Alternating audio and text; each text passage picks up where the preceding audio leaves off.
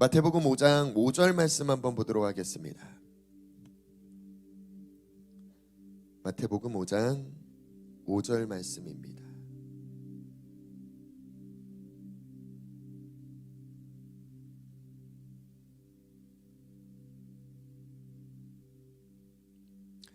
우리 한 절이니까 다 같이 큰 목소리로 합독합시다. 시작. 온유한 자는 복이 있나니 그들이 땅을 기업으로 받을 것이며. 한 번 더 합독합시다. 시작. 온유한 자는 복이 있나니 그들이 땅을 기업으로 받을 것이며. 아멘. 우리 지난주에 어떤 말씀 나눴습니까? 우리 팔복에 대한, 또 산상수훈 안에 있는 이 팔복에 대한 이야기를 나눴을 거예요. 산상수훈은 구약 성경에 보면은 모세가 시내산에서 하나님의 율법을 받고, 그리고 이제 출애굽한 이스라엘 백성들에게 너는 내 백성이야, 그리고 하나님 나라의 그 문화, 방법, 룰을 이 모세를 통해 이스라엘 백성들에게 가르쳐 주는 장면이 있다면, 신약 성경에선 예수 그리스도를 통해 산에서 산상수훈을 통해 수많은 사람들에게 하나님 나라 백성은 이런 거야, 이렇게 행동해야 돼 라는 말씀을 나눴다라고 말씀드렸을 거예요. 그 중에 팔복, 그 팔복 중에 우리가 두 가지를 나눴죠. 무엇입니까? 심령이 가난한 자에 대한 이야기를 나누고 애통한 자에 대한 이야기를 나눴던 것 같아요. 심령이 가난한 자의 상태가 어떤 상태라고 말씀드렸죠? 그냥 단순히 그냥 내 영이 가난하다, 내가 생각한 가난과 성경이 말하는 심령이 가난한 상태는 굉장히 다르다라고 말씀드렸을 거예요. 원어의 의미가 우리가 생각하는 가난의 정도가 아니라, 정확히 표현한다면 그 모습을 그대로 재현해준 예수 그리스도의 모습을 보니까 마치 파산한 상태라고 말씀드렸을 거예요.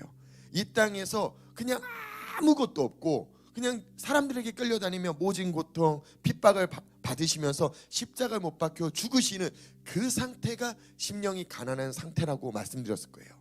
그리고 우리도 이 예수 그리스도를 본받아 우리의 마음에, 우리의 심령이 그렇게 내가 원하는 의도를 좀 내려놓고 파산됐다니까 그렇게 좋진 않잖아요. 하지만 그런 상태가 되었을 때 천국을 유업으로 물려받을 수 있다라고 성경은 말하고 있어요. 우리가 그 상태를 본받자라고 말씀드렸고, 두 번째로는 애통하는 자.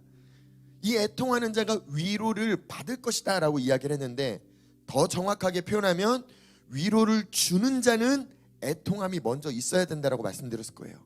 예, 애통함을 먼저, 내가 그 애통함을 경험하고 그 길을 걷고 난 다음에 그 길을 걸어오는 사람에게 내가 위로가 되어주고, 그 애통하고 힘들어하는 사람들에게 손잡아주고 이끌어줬을 때 그가 하나님 앞에 바로 서는 모습을 보고, 첫째는 하나님에게 영광이요, 두 번째는 그 모습을 보면서 내 삶 가운데 그 애통한 순간들을 하나님이 이렇게 사용하시는구나, 하나님으로부터, 이 사람으로부터 내가 위로를 받을 수 있다라고 말씀드렸죠. 애통은 결단코 그냥 내가 아파하고 힘들어하고 있는 상황 가운데 하나님의 위로를 받는 정도가 아니라, 내가 그 연단, 그 고통을 거니는 고난을 통해 순종이라는 걸 배우는 까닭이 있다라고 말씀드렸을 거예요. 그 까닭은요, 분명히 성경은 우리가 하나님의 자녀다라고 말하지만 자녀의 위치를 넘어서서 우리에게 제사장의 위치로 이동하기를 원한다라고 말씀드렸을 거예요. 자녀는요, 그냥 내 마음대로 그냥 그 이상 안 가도 될 수 있을지 모르지만, 제사장의 위치는 정말로 나 혼자만을 생각할 수 없는 영역이라고 말씀드렸을 거예요.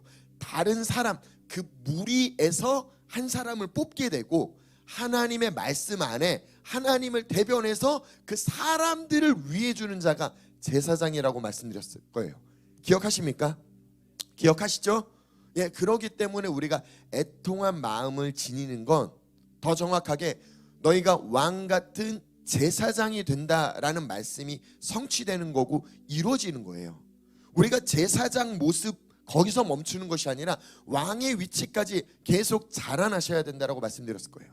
오늘은요, 온유한 자가 복을 얻는데요. 성경이 말하는 여기에 팔복에 계속 복이 있나니 복이 있나니 복이 있나니, 이건 그냥 간헐적인 그냥 복 이야기를 하는 정도가 아니라 세상 사람들도 이 땅 가운데 수많은 사람들이 보고 부러워할 정도의 실제적인 복이라고 말씀드렸을 거예요. 그냥 영적인 차원의 복이 아니라 진짜 실제적으로 보여지는 복, 남들이 부러워하는 복, 그런 복을 누가 누리느냐? 하나님 말씀대로 그 태도로 살아가는 자에게 이 복이 주어진다라고 말해요. 온유한 자는 이러한 복을 받는데 무엇을 얻느냐? 땅을 기업을 얻는데요. 땅이요, 땅. 정부도 어떻게 해볼 수 없는 이 땅을 하나님은 방법을 가르쳐 줬어요. 온유하면 된대요. 할렐루야, 할렐루야. 그러니까 어렵게 생각하지 마세요. 하나님은 간단히 얘기한다니까요. 네 마음이 온유하면 땅을 줄 거야 라고 말씀하셨어요. 믿으시면 아멘 합시다. 아멘이 적긴 하네요. 땅 문제가 너무 심각한가? 다시 한번 땅을 기업을 얻고 싶은 분만 큰 목소리로 아멘 합시다. 할렐루야.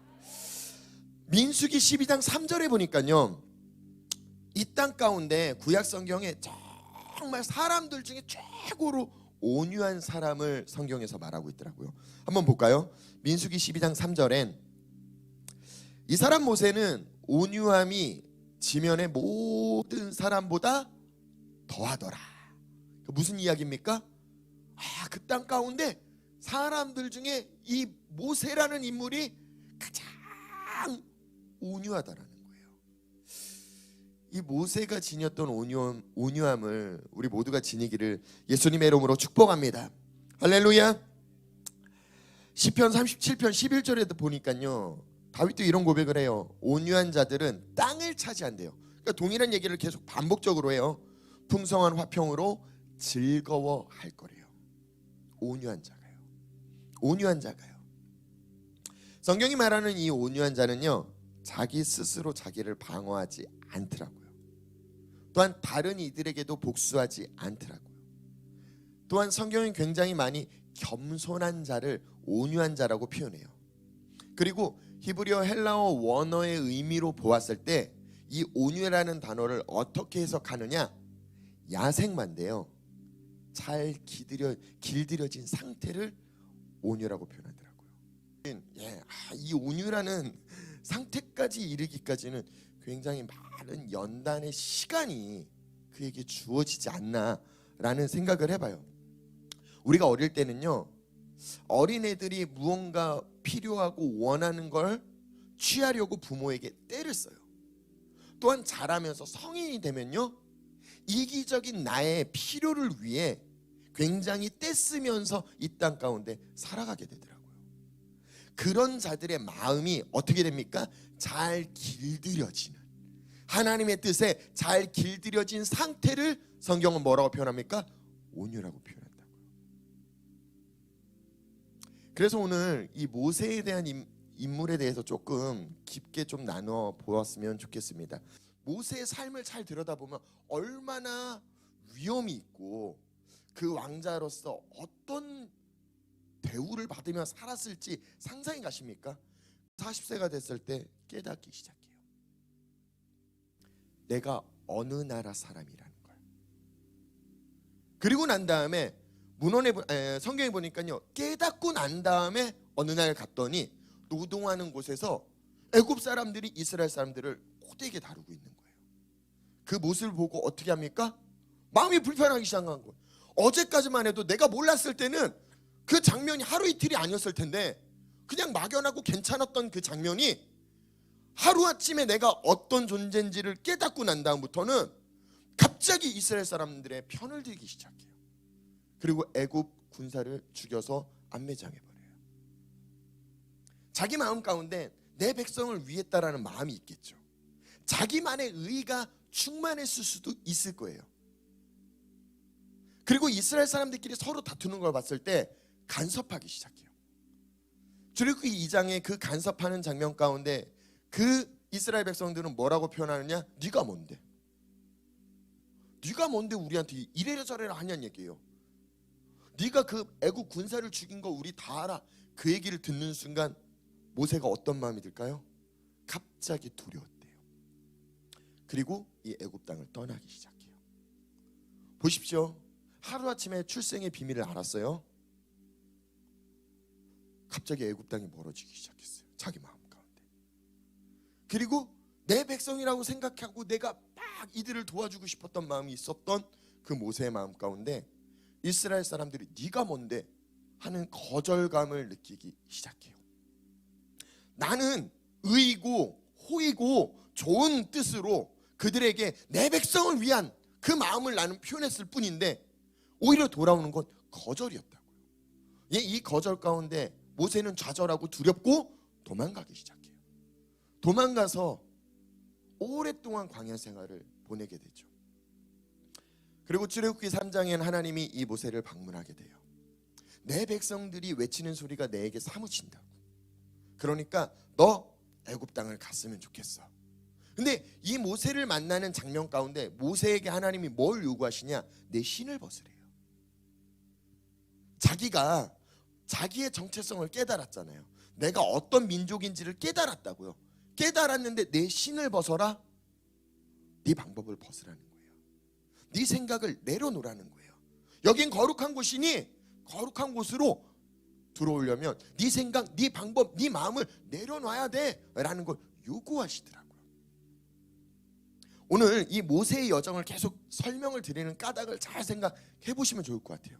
우리에게 온유함이라는 건 우리가 하나님 안에 우리의 정체성을 발견하고 그 발견했음에도 불구하고 내 뜻, 내가 생각한 의, 내가 생각한 방법으로 우린 사역할 수도 있고 살아갈 수도 있는 것 같아요. 근데 결과가 내가 생각한 결과가 오지 않았을 때 두렵기 시작하고 또한 거절감을 느낄 수도 있고 나 혼자 이곳을 도망가고 싶은 회피하는 마음이 들 수도 있는 것 같아요. 그때 하나님이 우리에게 방문하실 거예요. 모세에게 방문했듯이 내 신을 벗으라고요. 하나님은 방법을 가르쳐 주신 거예요. 근데 말길 진짜 못 알아들어요. 누가요? 모세가요. 벗는 것 같아요. 그리고 말을 듣는 것 같아요. 계속 얘기를 하다 보니까 실갱이를 하죠. 애굽 땅에 가라. 못 갑니다. 전 안 됩니다. 하나님이 하나님 자신을 계속 보여주시더라고요. 아니 그 사람들이 날 거절했다니까요. 내가 뭐라고 하고 그들에게 가서 얘기를 해요. 누가 보냈다고 얘기해요? 난 스스로 있는 자야. 스스로 있는 자가 너를 보냈다라고 얘기해. 아니 그냥 그렇게 얘기한다고 그 사람들이 내 말을 들을까요? 그러니까 이 안에 상처로 가득한 거예요. 거절감으로 가득하다고요. 내가 믿음의 생활을, 믿음의 싸움을 살아봤지만 답이 없다라는 걸 느끼고 이미 상처를 겪었다고요. 근데 그 가운데 하나님이 계속 얘기하는 거예요. 아니야, 내가 너랑 함께 할게. 내가 너랑 갈게. 수없이 우리에게도 하나님이 동일하게 말씀하고 있지 않습니까? 우리의 생각을, 우리의 마음을 바꾸려고요. 우리의 생각과 우리의 마음을 바꿔서 그 다음에 모세가 하는 얘기가 뭡니까? 아니 갔는데 그 사람들이 날 이상하게 보면 어떡해요? 아니 그렇게 보냈다라고 해도 내가 아무 능력이 없는데요. 그랬더니 갑자기 네 손에 든 게 뭐냐? 지팡이입니다. 던져봐. 던졌더니 뱀이 돼요. 잡아봐. 다시 지팡이가 돼요. 그게 나야. 가자. 하나님이 어떤 분인지, 너랑 함께 할 사람이 어떤 분인지, 너에게 어떤 능력을 위임해 줬는지 보여주셨어요. 경험하게 했다고요. 근데 모세의 반응은요, 손 집어넣어봐. 빼봐. 문둥병이. 집어넣어봐. 빼봐. 그게 나야. 이제 좀 알겠어. 가자. 저는 말이 어눌해요. 말을 못해요. 아니 어찌 그렇게 변명이 많은지. 하나 해결해주면 2개, 2개 해주면 3개, 3개 해결해주면 4개, 막 끝없이 변명해요. 그러니까 하지 않으려고 작정한 사람처럼 계속 얘기한다고요. 야, 내 말을 네 입에 뒀잖아. 내가 너랑 함께 한다니까? 내가 할 말을 너에게 준다니까? 못 믿어요. 보낼 만한 사람을 보내줘서 그러니까 이 출애굽기 3장 4장을 보면요, 막 하나님이 속이 터질 것 같아요. 막 미쳐버릴 것 같아요. 나중에 뭐라고 합니까? 화를 내요. 네 형 아론 있잖아. 거기 가면 네 형 아론 있어. 너는 그에게 하나님이 될 거야. 가! 이제 마지막까지 코너에 몰려서 가게 돼요. 어찌어찌해서 자기의 거절감, 진짜 가고 싶지 않은 영역을 다시 가게 된다고요. 가면서 하나님 뭐라고 얘기해요? 또 불편한 얘기를 해요. 가서 바로 왕에게 내 백성을 내놓으라 할 때 한 번에 안 줄 거야. 아니 가서 표적과 이적을 딱 보여주면 한 번에 줘야 되는데 한 번에 안 줄 거래요. 또 마음이 어려우기 시작해요. 안 주면 이렇게 막 경우의 수를 다 설명해 줬어요. 이해를 했음에도 불구하고 바로 왕궁에 들어가는 게 모세에게 쉬웠을까요? 자기를 거절했던 이스라엘 백성들을 위하는 제사장 역할로 내가 나아가기가 쉬웠을까요? 아니 나를 환영해주고 나를 사랑해주고 나와 함께하길 원하는 사람 그들에게 나아가는 건 우리에겐 기쁨이 될 수도 있어요. 아니 그걸 통해서 뭔가 위로라도 받을 수가 있겠죠. 날 거절한다니까요. 애굽도 거절하고 이스라엘 백성도 거절해요. 근데 그 거절한 영역에 하나님은 모세를 보내시더라고요. 모세는 가고 싶지 않았어요. 근데 그의 마음을 쳐서 그가 원하는 걸 내려놓게 하시고 그 안으로 들어가게 하시더라고요. 10가지 재앙 다 거치면서 마지막에 진짜 하나님이 살아계심을 애굽 땅도 알고 이스라엘 백성도 알았어요. 이제 출애굽의 역사가 시작됩니다. 근데 가다 보니까 홍해 바다가 길을 막네요. 왜 그렇게 문제가 계속 겹겹이 쌓여 있는지. 아니 하나님이 함께 하셨고 해결하면 형통하게 문이 쫙 열려야 되는데 바다가 아파요. 하나님의 말씀대로 손을 벌리고 폈더니 바다가 갈라져요. 그 바다를 건너면서 애굽 군사가 쫓아와요. 이스라엘 백성들은 두려워서 열심히. 근데 다 건너고 난 다음에 그 바다가 잠기는 모습을 봤을 때 이스라엘 백성들의 쾌감은 어떨까요? 우리 하나님 진짜 살아계시다. 살아계신 걸 모르는 게 아니라 계속 경험을 했음에도 불구하고 그제서야 진짜 살아계시다. 미리암이랑 수많은 이스라엘 백성들이 홍해바다를 건너고 난 다음에 춤추기 시작하더라고요. 하나님을 찬양하기 시작하더라고요. 그로부터 딱 3일이에요. 3일. 딱 3일 지나니까 어떤 일이 벌어집니까? 모세를 죽이려고 해요. 은인이었고 자기를 위하고 노예에서 자기를 해방시켜준 말로 표현할 수 없는 은인인데 그 모세를 죽이려고 한다고. 왜요? 목마르다고.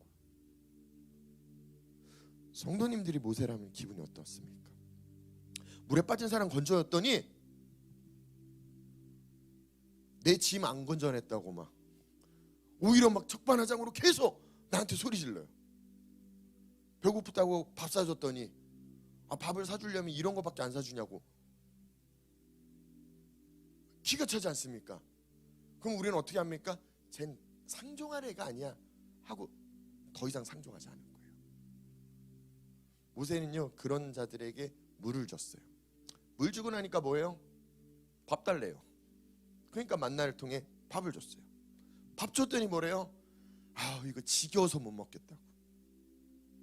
세상에 애굽에선 그래도 생선이라도 고기라도 먹었는데 그러니까 이 불만이 끊이지가 않더라고요. 잠시 하나님의 명령에 의해 시내산에 올라가 그 사이에 이스라엘 백성들은 뭐합니까? 금송아지를 만들어 놓고 우상을 숭배하기 시작해요. 그러니까 그들을 하나하나 행동하는 그들을 바라보는 모세의 마음이 어떻겠냐고요. 돌판을 지니고 하나님의 법궤를 지니고 온 모세가 금송아지를 섬기고 있는 이스라엘 백성들을 봤을 때 어떻게 합니까? 그 자리에서 하나님이 주신 그 돌판을 깨버리잖아요. 얼마나 화가 나면 그 자리에서 3,000명을 죽여라! 죽여버리잖아요. 얼마나 화가 나면. 성경에 보니까요 모세는 굉장히 다혈질이더라고요. 그러니까 자기 백성을 위해서 애굽 군사를 그 자리에서 죽여버리죠. 업다운도 심하더라고요. 다운되면은 그냥 저 밑바닥에 들어가요. 아무리 설득해도 듣지 않는, 자기 감정에 꽉 차있는, 그 끄집어내서 간신히 설득해서 이스라엘 백성들을 출애굽시켰더니 모세가 겪는 마음은 어떻겠냐고요. 매 순간 심지어 가나안 땅 앞에까지 갔어요. 약속의 땅을 준다고 했으니까. 근데 하나님의 명령이에요. 야 1세대는 가나안 땅 못 들어가. 마음이 어떨까요? 지금 듣기만 해도 숨이 꽉 막히시지 않습니까? 난 저렇게 못 살아. 거기까지 경험하고 거기까지 순종하고 거기까지 산 사람이 온유한 자리예요. 지금 막 여기저기서 땅은 포기할란다.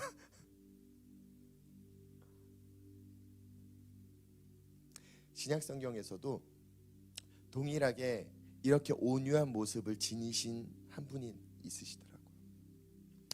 본인 스스로가 나는 온유한 자야, 난 겸손한 자야 라고 표현하셨어요. 한번 찾아볼까요? 빌립보서 한번 찾아봅시다. 마태복음 11장 29절 먼저 찾아봅시다.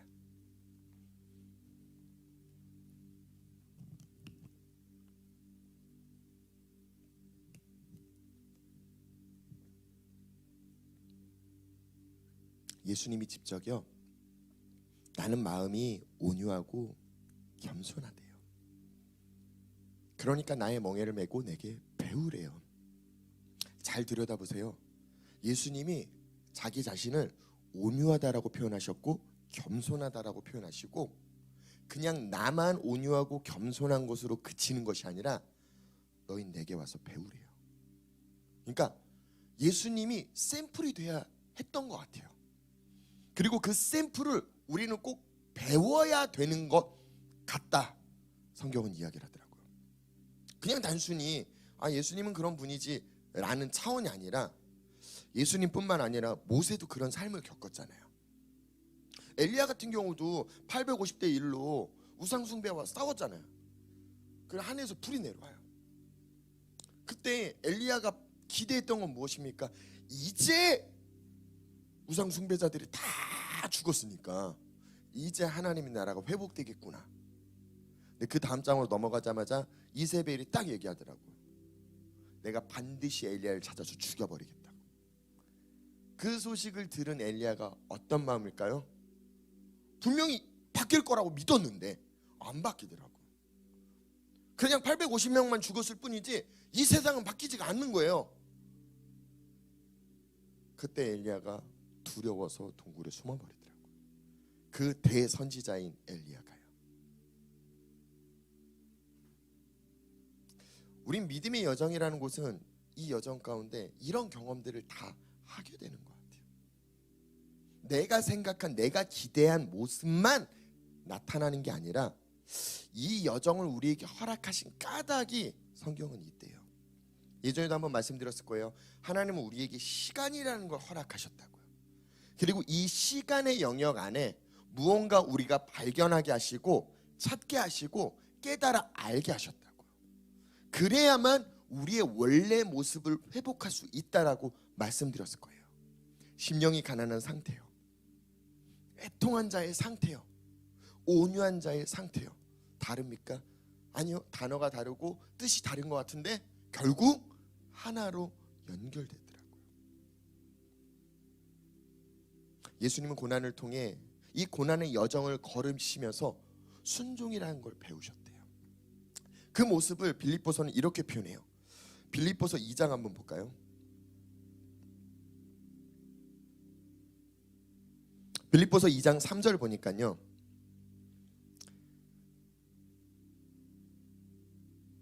예수님은 온유하고 겸손하다라고 말씀드렸을 거예요. 그리고 그 두 가지는 같은 상태를 뜻한다라고 말씀드렸을 거예요. 빌립보서 2장 3절에는요 오직 겸손한 마음으로 라고 표현해요. 그러니까 이 겸손한 마음을 지닌 자, 온유한 마음을 지닌 자의 행동이 어떤 행동이냐, 자기보다 다른 사람을 더 높게 평가하는 거래요. 내가 쟤보단 낫지가 아니라 상대방이 나보다 무조건 더 나은 모습을 찾으셔야 된다라는 거예요. 그리고 그렇게 여기셔야 된다라는 거예요. 그게 겸손한 마음이래요. 그게 온유한 마음이래요. 5절, 6절, 7절 볼게요. 너희 안에 이 마음을 품으라. 곧 그리스도 예수의 마음이니 그는 근본 하나님의 본체시나 하나님과 동등됨을 취할 것으로 여기지 아니하시고 오히려 뭐라고 표현해요? 자기를 비우셨대요. 이게 온유한 상태래요. 종의 형체를 가지사 사람들과 같이 되셨대요. 8절 보니까요, 사람의 모양으로 나타나셨는데, 사람의 모양이 무엇이냐? 자기를 낮추시고 죽기까지 복종하는, 그 십자가에 죽으시는, 하나님이 원하신 사람의 모습이 이런 모습이었던 것 같아요. 오해하지 않고 들으셨으면 좋겠어요. 왜 하나님이 온유한 자에게 땅을 주신다라고 표현했느냐? 성경은 창세기 3장에 보면은 아담에게 하나님이 혼내시는 장면 가운데, 넌 내 말 듣지 않고 네 아내 말을 들었기 때문에 땅이 너 때문에 저주를 받았어 라고 표현하더라고요. 그러니까 이 땅이라는 건 이미 하나님이 사람에게 주신 영역이라는 거예요. 근데 그 땅이 활성화될 때는 언제냐? 사람이 하나님에게 정렬될 때예요. 온전할 때예요. 하나님 안에서 완전해진 모습을 회복할 때 땅은 활성화될 수밖에 없다라고 성경은 말하고 있어요. 그럼 벗어났을 때 땅은 사람에게 엉겅퀴를 내기 시작해요. 반응하지 않아요. 왜 그러냐? 창세기 1장에 보면요, 하나님은 모든 것들을 창조하시고 사람에게 소유하라, 정복하라, 다스려라. 여기서 표현하는 다스려라는요, 군림하라는 뜻이 아니에요.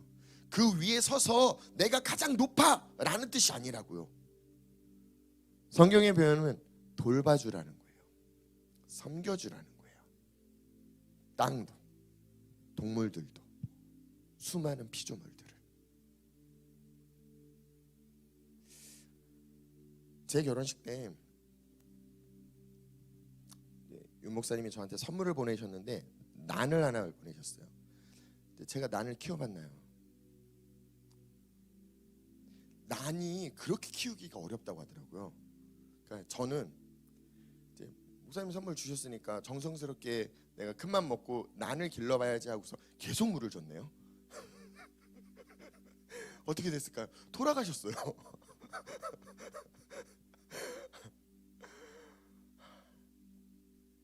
모르고 관리하니까 죽이더라고요.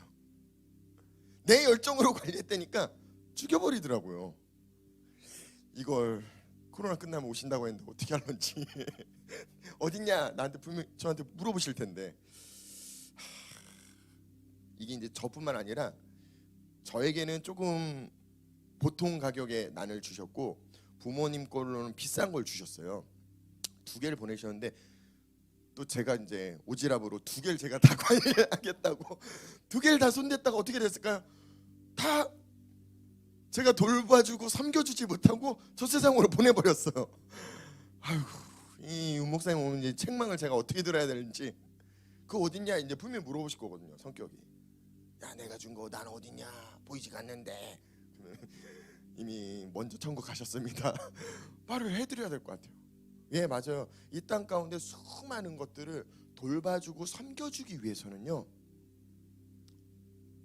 그들을 분석하고 잘 알고 배려하고 존중해야 되더라고요. 내 방법으로 저는 그를 위한다고 물을 잔뜩 줬어요. 매일 줬어요. 저희 아버지가 한참 있다 물어보시더라고요. 야, 그 난 어디 있어? 그 이상해 좀. 왜? 물을 자꾸 줬는데 계속 쏘고. 아버지가 가져와 하더니 살려보시려고 했는데 못 살리셨어요.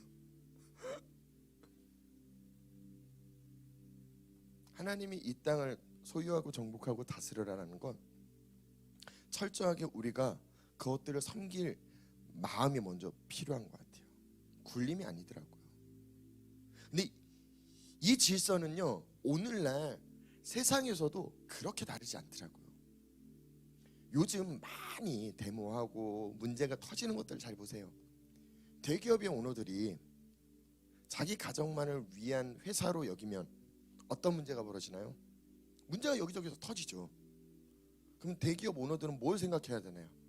사원들의 모든 가족들이 잘 먹고 잘 살고 그들이 잘 설 수 있게끔 그 생각을 함과 동시에 소비자들, 이 땅의 국민들, 그들을 이롭게 하려는, 그러니까 매일매일 오너들은 뭔 생각을 해야 돼요?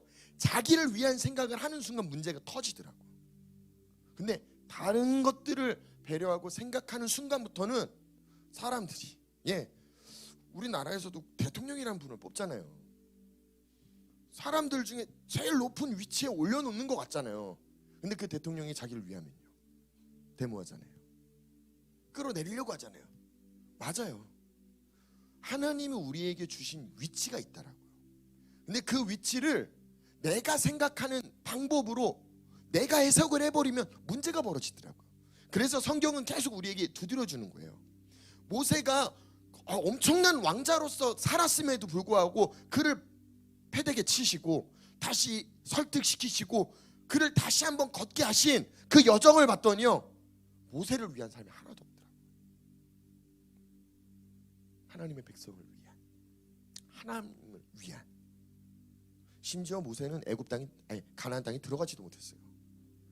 1세대와 같이 가나안 땅을 먼 발치 보고 그냥 돌아가셨다. 근데 그에게 그를 통해 무엇이 주어졌습니까? 땅이 진짜 주어졌어요. 하나님의 약속대로 땅을 기업으로 주셨다고요. 그의 후손에게 진짜로 가나안 땅에 들어가서 그 가나안 땅을 소유하고 정복할 수 있는 은혜를, 회복을 하나님은 주셨다고요. 이 땅을 기업으로 받고 싶지 않으십니까? 저는 분명 올해 우리 지저스 글로리 교회 모든 성도들에게 하나님이 이 축복을 약속하셨다고 믿습니다. 할렐루야.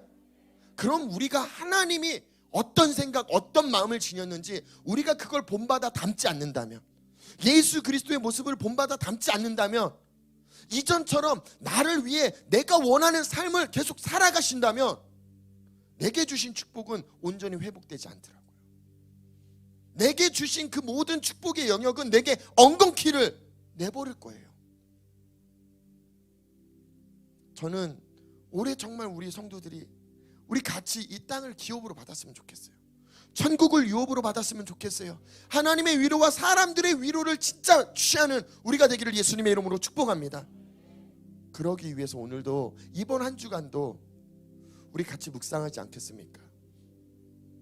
모세처럼, 예수님처럼 자기를 비워, 내 마음, 내 뜻, 내 생각을 비우는 한 주간 될 수 있도록 하나님 도와주세요. 내 마음을 더 내려놓는 한 주간 될 수 있도록 하나님 도와주세요. 진짜 내 생각, 내 마음, 내 방법으로 가득 찬 야생마 같은 그런 나를 하나님의 말씀으로, 하나님의 은혜로 길들여지는 한 주간 될 수 있도록 하나님 도와주세요. 우리 이렇게 같이 기도하시지 않겠습니까? 이 시간 기도하실 때 앞전에 말씀드렸던 것처럼 우리가 인정합시다. 하나님, 나 야생마 같아요. 내 생각이, 내 마음이, 내가 원하는 게 마치 야생마 같아요. 근데 이제는 하나님의 말씀으로 길들여지길 원해요. 이제는 하나님의 은혜로 길들여지길 원해요. 이제는 하나님의 뜻하신 바에 정렬되어 길들여지길 원해요.